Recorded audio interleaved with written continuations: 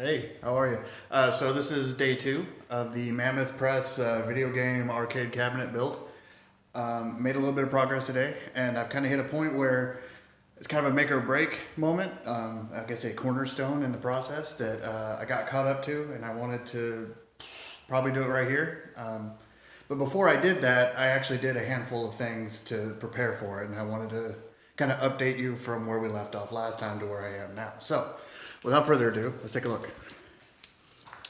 All right, so you recognize both sides, right? And we talked about all these little guys and what they're for. In fact, that's what today is actually all about. Because now we have dimension, we have shape, we have vertices, and that's really what these things are for. As you can see, you can get a good shot of that. Yeah. Now this is actually the center deck. It's more for support. There's really no real purpose behind it. So my sham, or whatever I call it, shim. I don't know what they call these bars. That thing is actually a bit longer than I needed it to be, but it's no big deal. I'll probably mount something to this. Or I could actually just take it out and replace it with something wider if I need to, but I don't know why I would. But here is the bottom. And this one's important because it's the bottom. It's, a little bit wider, like, a bottom should be. So, in short, I just want to kind of go over what this process is. And if you look here, I'll use this piece as an example. You notice these little screw holes. There's 3 of them on this, and there's a couple here for that front angle. The front face has a couple. Hold on. Okay. There's actually that, and you can probably make the guess as to why these are here. And then a couple here for the front angle. The marquee, I could put a couple in there, but I don't really know if I'm going to put just a board there or a plexiglass. I haven't figured that out. And then the top and the side, the front angle, or the back angle rather. And really, in short, what these are just pilot holes.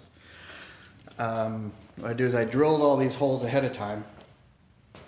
And in this example, you can kind of see, knowing that the boards I'm using right here is 5/8 thick. So that's 5/8 there. And then I just, for reference, because I like lines, I did some lines for, rather I did lines. No, I drew lines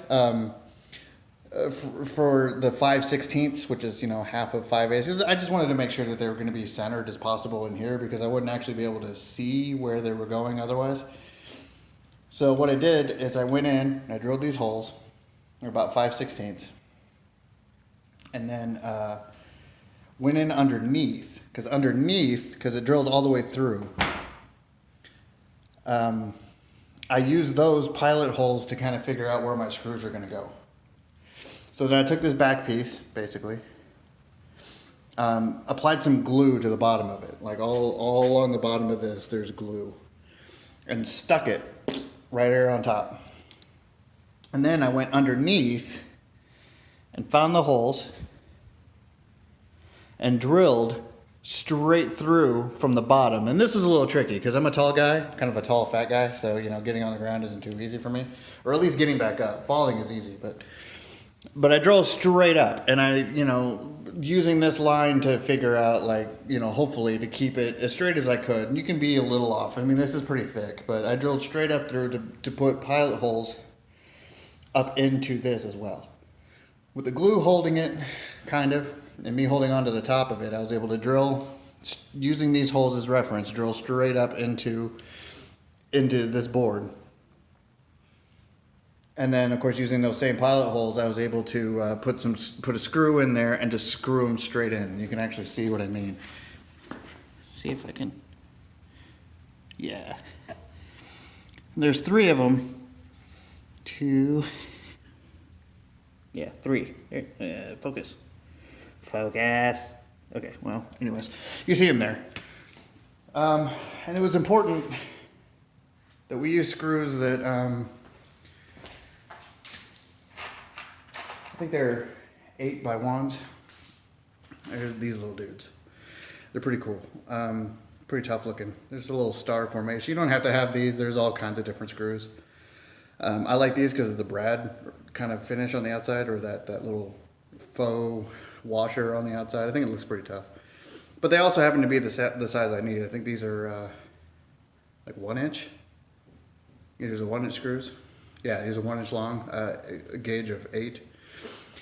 And so it's important also when you're using these screws that, and really any screw, when you drill pilot holes, you want to use a drill bit that's,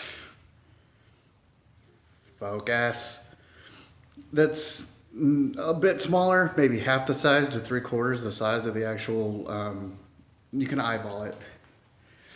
But the size of the screw, because you want them to easily screw in, but you don't want it to be too easy where the screws will just come out. So it'll help them to go in, but also still have enough wood there for them to bite down into. So that's why the pilot holes are there, not just for aim, but for making it easy, at least for me.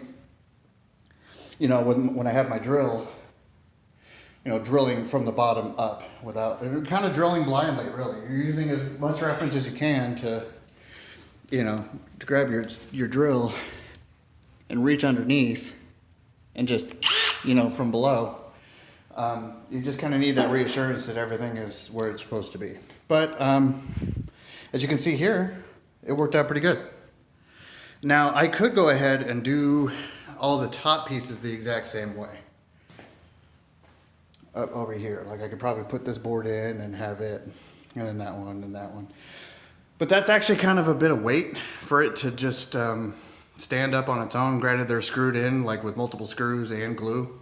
But what I'm gonna do is actually I'm gonna put this second piece here, this piece, and I'm gonna flip it and put it onto here. So that it officially, we have like the cabinet shape, we have the beginnings of it. And then I could just fill in all the other boards, but hopefully this will be enough that I can, and I'm pretty confident it will work this way. I just wanted to explain everything that I did leading up to here, to this point, before I attempted this. And well, I'm gonna try it right here on the video, so wish me luck. And before I do, I'm gonna set this down. You have to bear with me here because I have this little tripod, and I'm not sure how flexible this thing will be. So, all right, we'll just give that a shot. Okay. So I'm gonna move this first.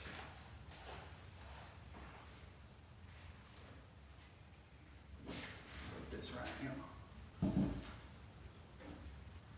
And as you can see, the benefit of having these, not just for keeping these flush, you know, to make sure that I have everything positioned where I want them. When it comes to laying this on top of it, positioning this on top is not so much of a guessing game. It's not so blind. I can just line, you know, this block up with this block, because doing them side by side the way I did, they're pretty close to accurate as far as, you know, symmetry.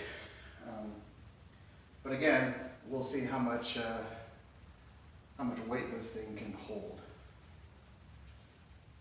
which I'm pretty sure is enough, but we'll see.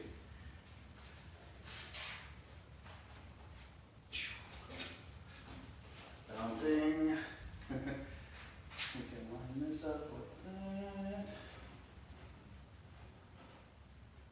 Line that up.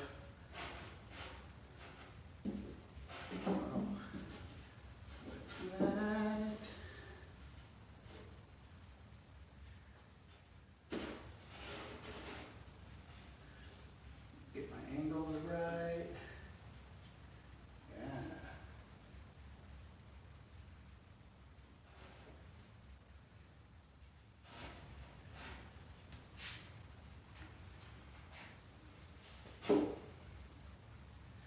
Awesome.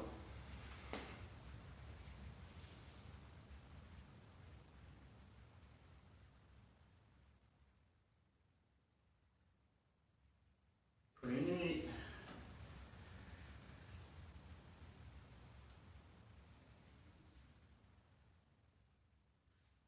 So then, and it's not exactly perfect. I mean, and why would it be? Because, you know, it's mine. But check this out. We have, you know, dimension. Now, on the back here, having this lined up with that, it's pretty close. I mean, you just got to mimic what I did on the bottom up top, and it works out pretty decent. Look at that. Not bad at all. A little bit of warp probably from the wood, could have been from... It's almost climate controlled in here, so it's not that crazy. This is something I noticed though. When I drilled the pilot holes on this, I went a little wide. It's actually, you see there? No big deal. I'll just fill that in. I'll just move that screw down over there. But this one looks good. This one's lined up where it's supposed to be, so that's good. But this is no big deal. I'll just move that one. Little pilot hole that's a miss, no big deal. But already, I mean, it's not even secured. You know, I don't even have it glued, which I have to remember. I should have probably put some glue on top of here first before placing it. Like up top there, the top edge of that. But I'll do that, and then I'll do exactly what I did before. I'll take my drill and then I'll do that over here, probably closer, more in line with, probably right here. Do another pilot hole. And then this is pretty easy to fix. I can just fill that with glue and smooth it out. I mean, I'm just gonna paint over it anyways. Well, I'll paint over it and then I'll add I'll actually do some vinyl graphics. But as you can see here, you know, this is where the other boards are gonna go. And I could, in fact, probably grab one of these. For example, this is the speaker. Top.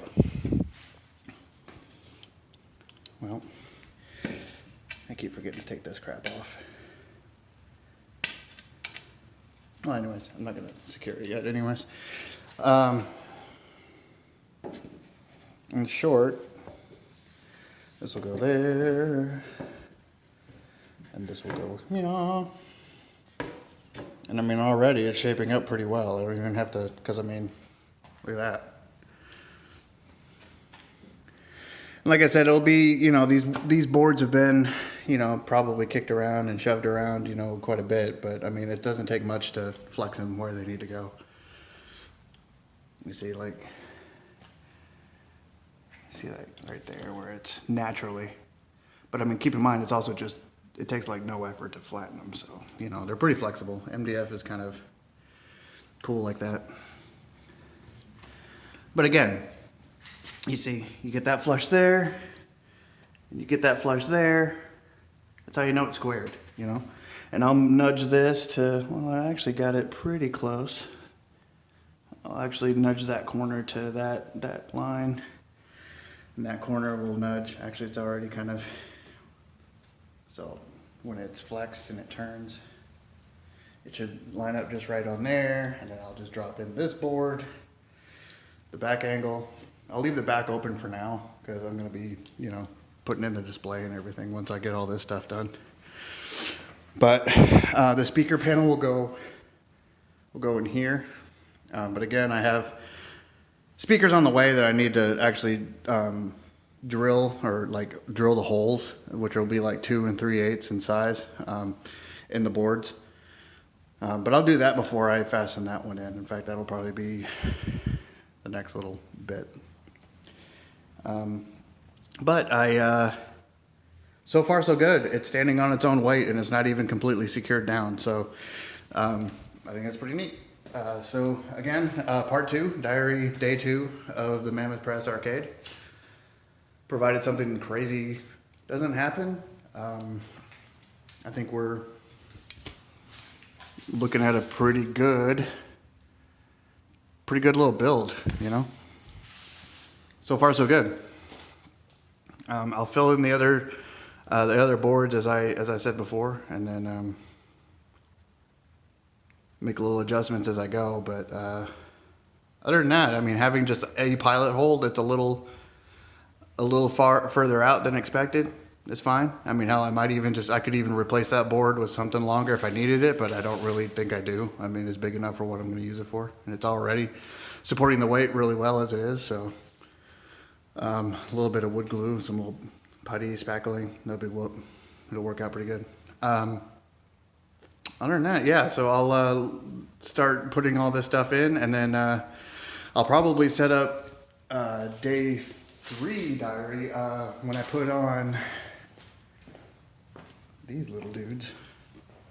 Where are my dudes? Here. So I got these casters, right? And anybody who's in a band and who plays with like half stack guitar cabinets, they're heavy, and there's a lot of hardware in them. This isn't going to be as heavy as that, I suspect. It'll be really heavy, probably about 100, 110 pounds or whatever. But I got these casters. These little dudes are, just 2-inch wheels. I had a pair that they locked and they swiveled. The problem is that where I was wanting to put them, where I need to put them, actually go like that, I think. Yeah, because that's the front. Where I'd put them would be, they would swivel a bit, but the way they were designed, they would hit this edge, and they wouldn't actually swivel much at all, so they were kind of useless.